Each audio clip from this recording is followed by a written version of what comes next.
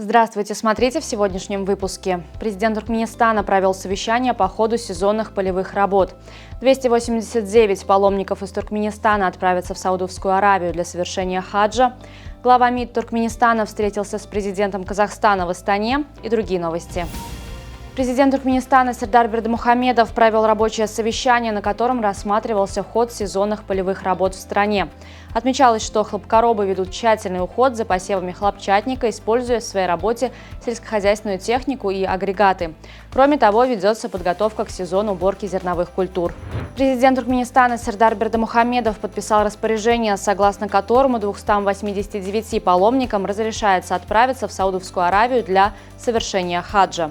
Документом предписано агентству транспорта и коммуникации организовать специальный рейс для доставки паломников в Саудовскую Аравию и обратно за счет средств агентства Туркмен-Хава-Яулары в период с 10 июня по 9 июля. Министр иностранных дел Туркменистана Рашид Миредов встретился в Астане с президентом Республики Казахстан Касым-Жомартом Токаевым. Стороны обсудили вопросы стратегического партнерства, включая перспективы развития сотрудничества в политико-дипломатической, торгово-экономической и культурно-гуманитарной сферах. Руководитель внешнеполитического ведомства передал главе Казахстана приветствие от президента Туркменистана Сердара Бердымухамедова и председателя Халк-Маслихаты Гурбангулы Бердымухамедова.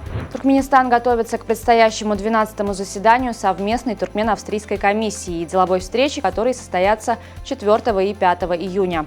Повестка дня заседания предусматривает обсуждение дальнейшего развития двусторонних отношений в таких областях, как инновационные технологии, энергетика, строительство, транспорт, здравоохранение и многое другое. Государственный конный цирк имени Гераглы города Аркадага приглашает на представление. На арене цирка можно увидеть выступление всемирно известной группы национальных конных игр «Галкыныш».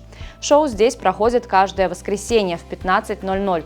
В программе номера с участием ахалтекинских коней, а также выступления акробатов, гимнастов и жонглеров. Исследователи из Вашингтонского университета раскрыли секрет защиты от комаров. Оказывается, эти насекомые не только реагируют на запах человека, но и отдают предпочтение определенным цветам в одежде.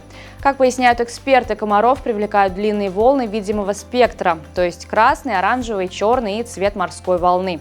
Стоит избегать одежды этих цветов, если вы хотите остаться незамеченными для кровососов. Эйс Лиам из Ганы завоевал титул самого юного художника в книге рекордов Гиннесса.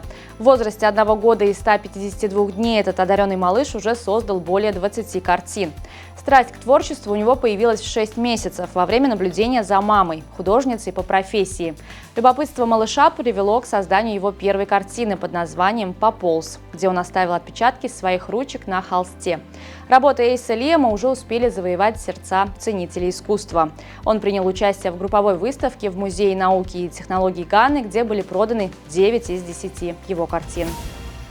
Азиатская футбольная конфедерация опубликовала обновленный рейтинг по итогам завершившегося сезона. В новом рейтинге из 47 стран-членов АФК Туркменистан расположился на 19-м месте.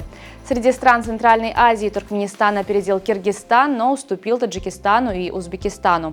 Лидерами стали Саудовская Аравия, Япония и Республика Корея. Благодаря 19-му месту в рейтинге Туркменистан получил право выставить 2 команды в азиатских соревнованиях в сезоне 2024-25. На сегодня это все. Желаю вам хорошего завершения дня. Увидимся завтра. И не забывайте, что Туркменпортал – ваш самый надежный источник новостей.